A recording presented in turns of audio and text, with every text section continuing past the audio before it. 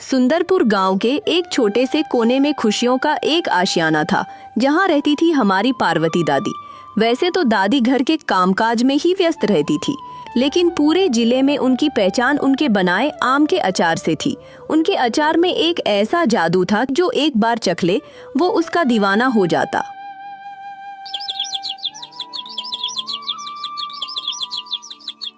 आंगन में पार्वती दादी एक बड़ी सी चटाई पर बैठी हैं। उनके सामने ताजे कटे हुए आमों का ढेर लगा है। वो बड़े प्यार से मसालों को नापकर डाल रही हैं। तभी 8 साल का चीकू दबे पांव आता है और एक कटा हुआ आम चुराने की कोशिश करता है। अरे रुक जा नटखट, अभी इसमें मसाला ठीक से मिला भी नहीं है। बिना धूप दिखाए खाएगा तो पेट में चूहे कूदने लगेंगे। जा जरा देख तेरे दादाजी बाग से लौटे या नहीं। दादाजी तो सुबह सुबह ही बड़ी वाली टोकरी लेकर बाग चले गए थे। बोल रहे थे कि आज पेड़ की सबसे ऊंची डाल से एकदम कपर फोरवा और गुद्देदार आम तोड़ कर लाएंगे ताकि अचार एकदम नंबर 1 बने। तभी दरवाजे से रामदीन दादा अंदर आते हैं। उनके सर पर एक भारी टोकरी है जो एकदम बड़े बड़े चमकीले हरे आमों से भरी हुई है। लो पार्वती, तुम्हारी अमानत ले आया।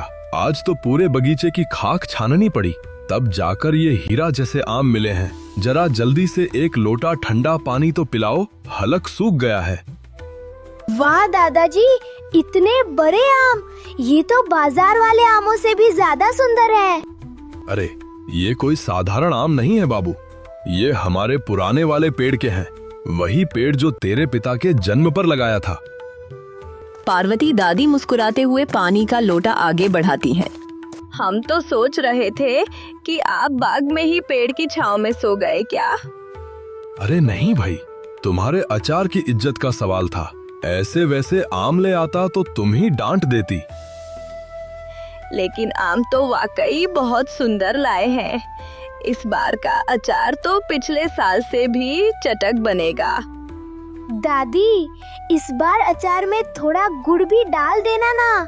मुझे खट्टा मीठा वाला अचार गरम पराठे के साथ बहुत अच्छा लगता है।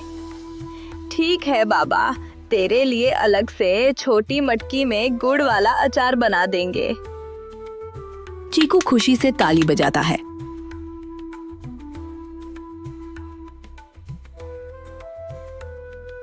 दोपहर होते होते पार्वती दादी का छोटा सा आंगन किसी मेले जैसा लगने लगता था। न कोई बड़ी दुकान, न कोई चमचमाता बाजार, न ही अखबारों में विज्ञापन। बस मिट्टी की सौंधी खुशबू, अपनापन भरी मुस्कान और स्वाद ऐसा कि लोग दूर दूर से खिंचे चले आते थे।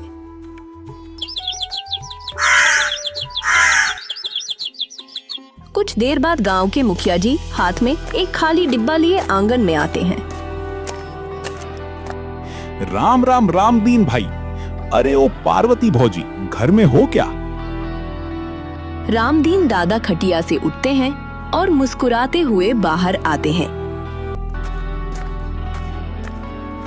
रे आइए मुखिया जी, राम राम। आज इस तरफ कैसे रास्ता भूल गए? आइए बैठिए, इस खटिया पर आराम से बैठिए।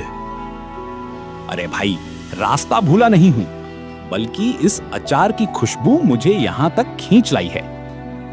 कल हमारे घर शहर से मेहमान आने वाले हैं। अब मेरी धर्मपत्नी ने साफ साफ कह दिया है कि अगर खाने की थाली में पार्वती भौजी का अचार नहीं हुआ तो मेहमानों का स्वागत अधूरा माना जाएगा।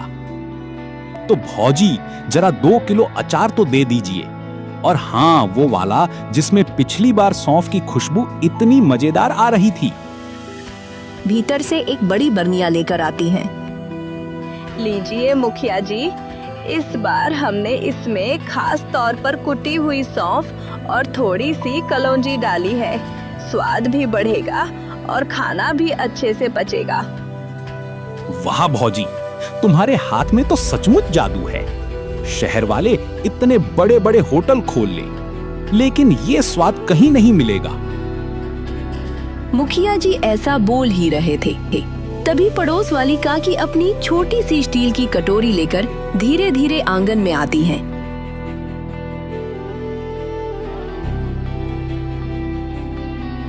पार्वती बहन, अरे सुन, मेरी नातिन शहर से आई है। सुबह से जिद पकड़े बैठी है कि उसे सिर्फ तुम्हारी बनाई अमिया का अचार ही खाना है, थोड़ा सा दे देना। पार्वती दादी काकी की छोटी कटोरी देखकर हंसती है।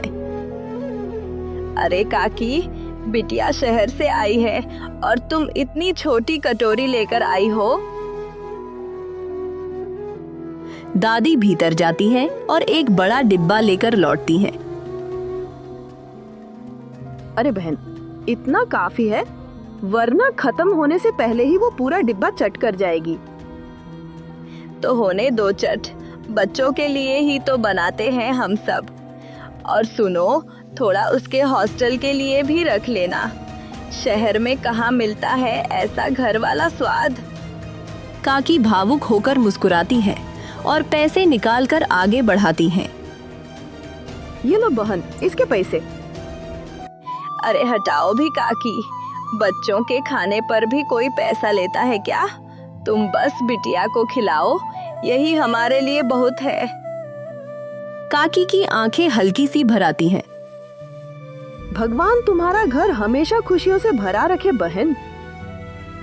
पार्वती दादी का यही बड़प्पन, यही निस्वार्थ प्रेम पूरे गांव को एक धागे में बांधे हुए था। उनके लिए अचार सिर्फ कमाई का जरिया नहीं था, वो तो रिश्तों में स्वाद घोलने का एक बहाना था। दिन बीतते गए और पार्वती दादी के अचार की खुशबू अब सिर्फ सुंदरपुर तक सीमित नहीं रही। गांव से शहर जाने वाले लोग जब भी दादी का अचार साथ ले जाते, वहां भी उसकी चर्चा शुरू हो जाती। धीरे धीरे दादी के अचार की चर्चा शहर के बड़े बड़े व्यापारियों तक भी पहुंच गई।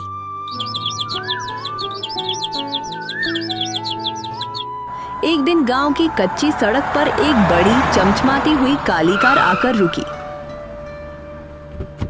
कार से कोट पैंट पहने एक रोबीला आदमी उतरता है, जिसके हाथ में एक चमड़े का बैग है। उसके साथ गांव का ही एक चालाक लड़का सोहन है, जो शहर में काम करता है। वो सीधे दादी के घर की तरफ बढ़ते हैं। देखो, आज मैं शहर से कितने बड़े बाबू को आपके पास लाया हूँ। ये है मोहन बाबू, शहर की बहुत बड़ी फूड कंपनी के मालिक। अरे आइए बाबूजी, बैठिए। हम गरीबों के घर आपका कैसे आना हुआ? नमस्ते।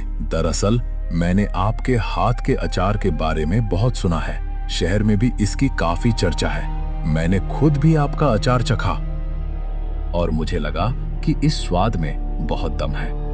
इसलिए मैं यहाँ आपको एक बहुत बड़ा बिजनेस ऑफर देने आया हूँ। बिजनेस? बाबूजी, हम ठहरे सीधे सादे गांव के लोग, हमें इन बड़े बड़े धंधों की क्या समझ। हम तो बस अपने इस छोटे से आंगन में मन की खुशी के लिए अचार बनाते हैं।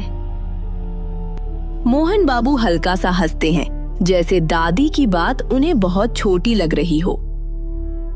माताजी, तो आपकी सबसे बड़ी गलती है, इतना बड़ा हुनर और इतनी छोटी सोच। वो अपना चमड़े का बैग खोलते हैं। उसमें से एक बड़ा कागज और नोटों की मोटी मोटी गड्डियां निकालकर मेज पर रख देते हैं। नोटों की गड्डी देखकर उनकी आंखें फटी की फटी रह जाती हैं। आप इस छोटे से आंगन में अपनी जिंदगी क्यों बर्बाद कर रही हैं? हमारे साथ शहर चलिए, वहां हमारी बहुत बड़ी फैक्ट्री है। हम मशीनों से हर दिन हजारों किलो अचार बनाएंगे। देश के हर शहर में, हर दुकान में बस पार्वती दादी का अचार बिकेगा। आपको बस हमें अपनी रेसिपी देनी है और अपना नाम, बाकी सब काम हमारी कंपनी संभाल लेगी। सोहन तुरंत बीच में बोल पड़ता है। अरे दादी, सोचो जरा, टीवी पर आपका नाम आएगा, बड़े बड़े मॉल में आपका अचार बिकेगा, पूरे देश में लोग आपको जानेंगे। रामदीन दादा कुछ पल तक नोटों को देखते रहते हैं। उनकी आंखों में बरसों की गरीबी, टूटी छत और अधूरे सपने घूमने लगते हैं। इतने सारे पैसे? मोहन मुस्कुराता है। उसे एहसास हो चुका है कि लालच ने अपना असर दिखाना शुरू कर दिया है। दादाजी, ये तो बस शुरुआत है। जब काम शुरू होगा ना, तो पैसा गिनते गिनते थक जाओगे। और देखिए, आजकल बाजार में स्वाद से ज्यादा टिकाऊपन बिकता है। हम अचार में थोड़ा केमिकल और प्रिजर्वेटिव्स मिलाएंगे ताकि वो सालों तक खराब न हो। तेल थोड़ा कम करेंगे, मसाले थोड़े सस्ते इस्तेमाल करेंगे। इससे लागत भी बचेगी, लेकिन पैकेजिंग ऐसी होगी कि लोग महंगे दाम देकर भी खरीदेंगे। सोचिए, पक्का मकान, शहर में बड़ा घर, चीकू का नाम बड़े स्कूल में, और आपको फिर धूप में बैठकर मेहनत भी नहीं करनी पड़ेगी। रामदीन दादा फुसफुसाते हुए पास आकर दादी से कहते हैं, पार्वती, देख क्या रही हो? हाँ कर दो, अपनी टूटी हुई छत भी पक्की हो जाएगी और हमारा चीकू शहर के बड़े स्कूल में पढ़ेगा। ऐसा मौका बार बार नहीं आता। पार्वती दादी थोड़ी देर के लिए शांत हो जाती हैं। वो एक नजर नोटों की गड्डी पर डालती हैं, फिर अपने आंगन में सूख रहे अचार के मर्तबानों को देखती हैं। एक तरफ गरीबी से लड़ते सपने थे और दूसरी तरफ वर्षों से संभाले गए उस स्वाद की सच्चाई। अब फैसला पार्वती दादी को करना था। क्या वो अपने अचार में मिलावट होने देंगी या अपने उसूलों के लिए हर लालच ठुकरा देंगी? बाबूजी, आपकी बातें सुनने में तो बहुत अच्छी लगती हैं, लेकिन एक बात बताइए, जब आप मशीनों से हजारों किलो अचार बनाएंगे तो उसमें वो हाथ का दुलार, वो ममता कहाँ से लाएंगे? माताजी, बिजनेस में दुलार और ममता की कोई कीमत नहीं होती, वहाँ सिर्फ मुनाफा देखा जाता है। तो सुन लीजिए बाबूजी, हमारे लिए इस मुनाफे की कोई कीमत नहीं है।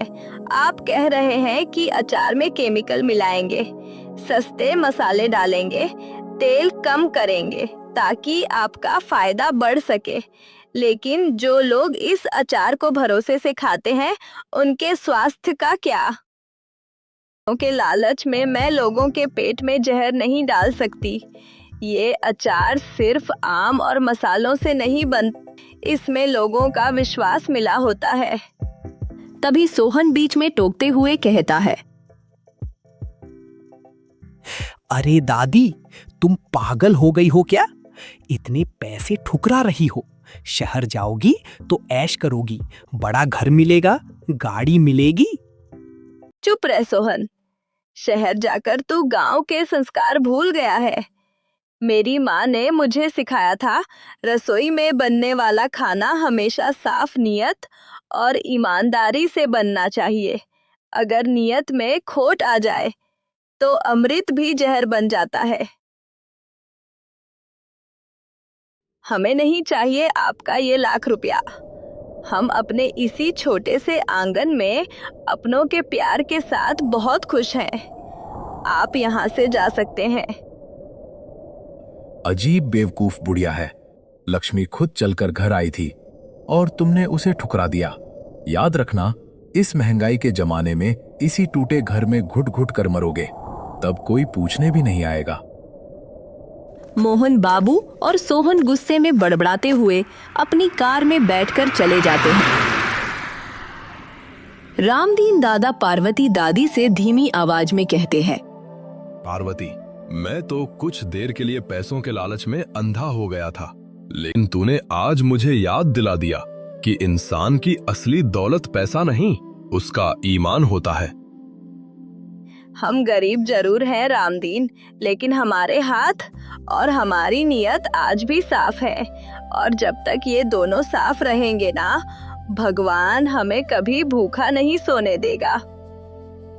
उस दिन पार्वती दादी ने सिर्फ एक बिजनेस ऑफर नहीं ठुकराया था, उन्होंने लालच पर ईमानदारी की जीत साबित की थी, क्योंकि सच्चा स्वाद मसालों से नहीं, नियत से पैदा होता है।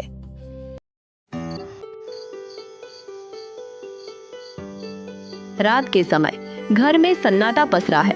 रामदीन दादा खटिया पर लेटे हुए छत की तरफ देख रहे हैं।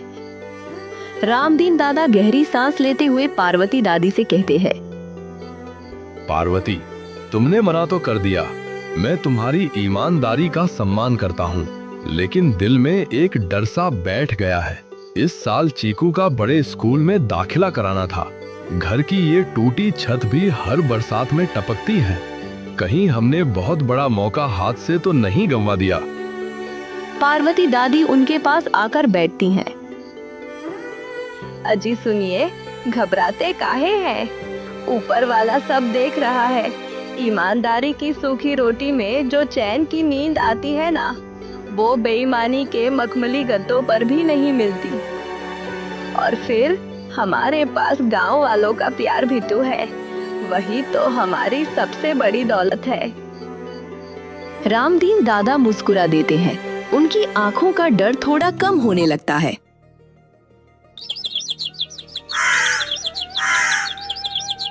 अगली सुबह जैसे ही सूरज की पहली किरण बिखरती है, दादी के आंगन के बाहर बहुत शोर सुनाई देता है। दादी बाहर आओ। रामदीन भाई, जल्दी आइए। चीकू दौड़ते हुए अंदर आता है। दादी, दादाजी, जल्दी बाहर आओ, देखो बाहर क्या हो रहा है। रामदीन दादा और पार्वती दादी हैरानी से एक दूसरे को देखते हैं और बाहर आते हैं। जैसे ही वो आंगन में कदम रखते हैं, दोनों की आंखें आश्चर्य से फैल जाती हैं। पूरा आंगन गांव वालों से भरा हुआ है। सबसे आगे मुखिया जी खड़े हैं। मुखिया जी आगे आकर गर्व से बोलते हैं। भौजी, कल उस शहर वाले बाबू के साथ जो हुआ, उसकी खबर पूरे गांव में फैल गई।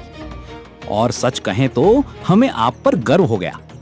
आपने सिर्फ हमारे स्वास्थ्य और हमारे भरोसे के लिए लाखों रुपए ठुकरा दिए। हाँ पार्वती, तुमने हमेशा हम सबको अपना परिवार माना है, तो क्या आज इस मुश्किल घड़ी में हम अपनी बहन को अकेला छोड़ देंगे? कभी नहीं। आज से ये काम सिर्फ तुम्हारा नहीं रहा दादी, अब ये पूरे गांव का काम है। हम अपने अपने बागों से सबसे अच्छे आम तोड़ कर लाएंगे। महिलाएं मिलकर आम काटेंगी, मसाले तैयार करेंगी और गांव के लड़के बाजार तक माल पहुंचाएंगे। और सुनो रामदीन भाई, तुम्हें शहर जाकर किसी के सामने हाथ फैलाने की जरूरत नहीं है।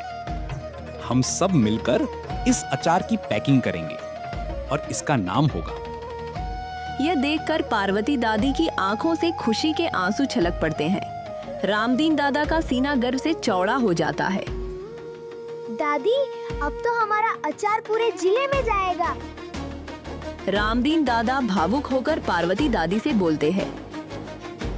पार्वती, तुम सच कहती थी। हमारी असली पूंजी ये नोटों की गड्डियां नहीं, बल्कि अपने लोगों का ये अटूट प्यार है। दादी मुस्कुराते हुए आसमान की तरफ देखती हैं, जैसे मन ही मन भगवान को धन्यवाद दे रही हों।